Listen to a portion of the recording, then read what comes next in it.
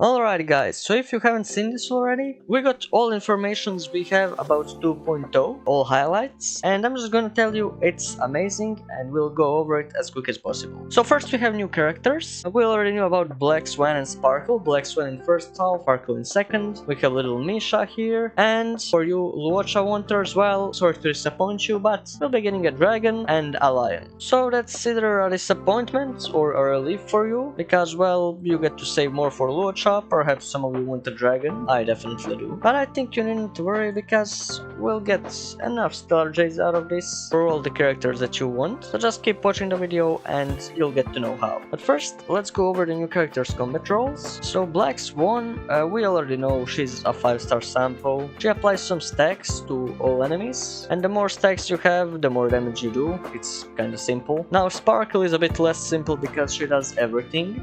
She recovers her skill points. Now that's something new. I think only Hanya does that, and she's the first one to increase the skill point limit. That's usually not even accessible as a blessing. Plus she can advance the actions. Now if that's like Bronya does, just casually put your character up to the action, Sparkle is gonna be broken. Seriously, don't even think, just get her. Plus crit damage increase and boost damage, so yeah, pretty overpowered. Misha, gonna be your 4-star DPS, might be fine. Definitely gonna work well with Sparkle because it stacks of used skill points, and Sparkle allows you more skill points, so yeah, that's gonna be quite useful. We're gonna be getting some new weapons, except they're signature weapons and banners, of course. We'll get some free-to-play of every pet, so there's Abundance, Harmony, Hunt, Destruction, Preservation, Erudition, Nihility, and back to signatures. Some of them will be free-to-play and might be best in slot for new characters that will appear. That would be nice. Gallagher, for example. We've also got a little sneak peek of how Penacony will look like, so that's nice. Now we've got this little thing, a Reverie Dreamscape and a Reverie Reality. Now it's not explained in detail how it works, but I could guess that it's something like Day and the Night cycle in Enkanomiya in Genshin Impact if you played it. So basically you're in the same world, but you switch between day and the night. Some puzzles work during the day, some work during the night. Sometimes you have to combine both to get the puzzle done, which it was quite an interesting mechanic, and if they're gonna apply that here and make it better, that would be absolutely amazing. And that usually is their style. They just take anything from Genshin, make it infinitely better, and add it to Star Rail. You can check the site if you want to see in details how Penacony will look like. I'm pretty sure they put every area in here, so yeah, that's quite nice. This is all of area reality. There's a bit more here, so again, if you feel like it, just come here and check it out. This is what Penacony is gonna look like, and while you're watching this, you know, might as well click that like and subscribe button. And now let's get to the story. So they are just telling us expected stuff, like you'll get Trailblaze missions, you'll get character mission, we'll get to hang out with Black Swan and Noodle. For real, I cannot remember her name, but my friend calls her Noodle for some reason, so yeah, she's Noodle. Also, remember when I said you'll have just enough Stellar Jades for everything you want? Well, the first day you'll just so casually get 10 special Star Rail passes for nothing, just because we are switching to 2.0. Yeah.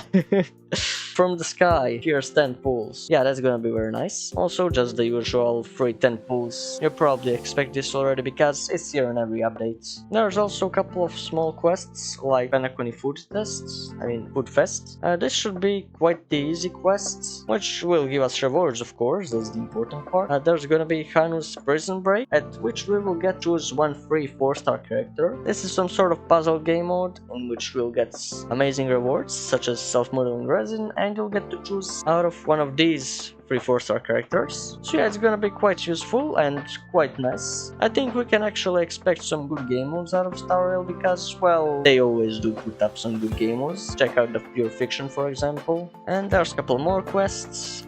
There's this Dream Chaser Bulletin something, another small quest. And also, make sure you condense your Trailblaze power, turn them to Immersifiers, because we'll get Planar Fisher again. So make sure you're ready for that, and be ready for Garden of Plenty. because we'll be getting double not only Simulated Universe, but also Galaxy rewards. Gameplay mode, Dreamscape Pass, 4 stages, just like in Pure Fiction. We don't really have any information about it though, because they're just putting pictures here, so we don't really have a clue what's gonna happen. But I think we can all believe in whoever's. They should put up something amazing for us, just as they always do. Now we have the enemies section. Now this is what the enemies will look like in Penacony. To be honest, I'm not really fond of this design, although this does seem kinda badass. The little bug thingy, which looks like Swarm Disaster, like the abomination of Swarm. We're getting the Stellar Hunter Sam as the villain, not as the playable character of course. And yeah, here's the dino again. Now this section others might seem like something small, but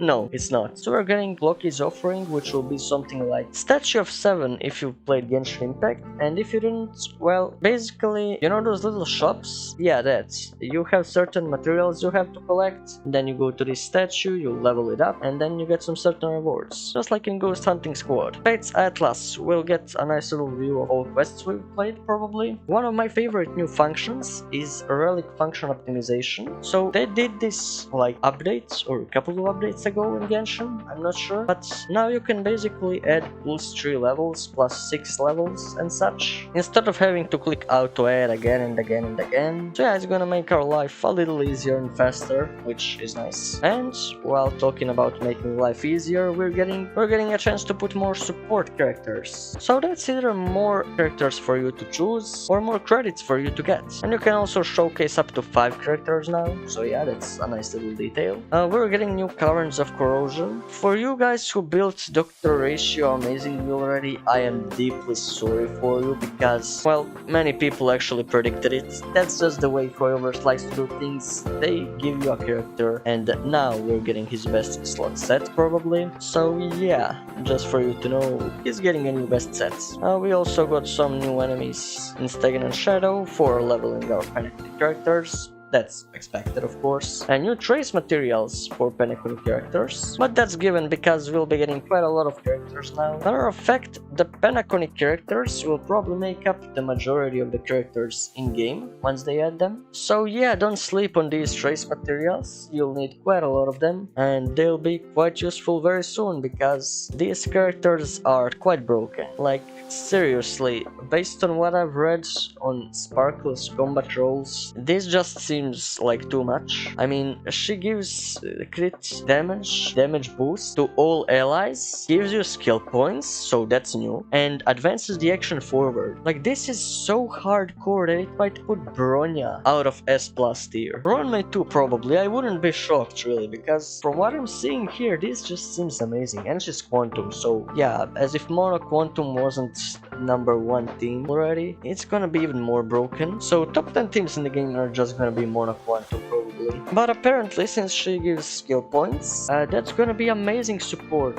for our little Dragon Man here, which I hope I will pull. Actually, no, I don't hope for anything. I know I will pull him. I'm guaranteed I have over 100 pulls. But how do you guys stand with your Stellar Jades? So there's gonna be at least 20 free Stellar Jades just by logging in, and there's gonna be quite some good characters that you probably want to get. Do not sleep on these characters, and don't get greedy and just go for the Lightcones on the first banner that counts, because if you're afraid to play, you wanna make sure you get that Sparkle, probably. There's also 3 new codes. You'll get 300 Stellar Jades. I will leave it in the description and in the comments. So while you're on the way there, make sure you like and subscribe. Let me know who are you looking forward for the most in this version. For me, that would probably be Sparkle, because she's absolutely broken, and Danhang, because, well, he's a dragon, he's cool, I want him. So yeah, I hope this video was useful to you guys. Ring the bell so you don't miss more videos like this. And as always, see you tomorrow.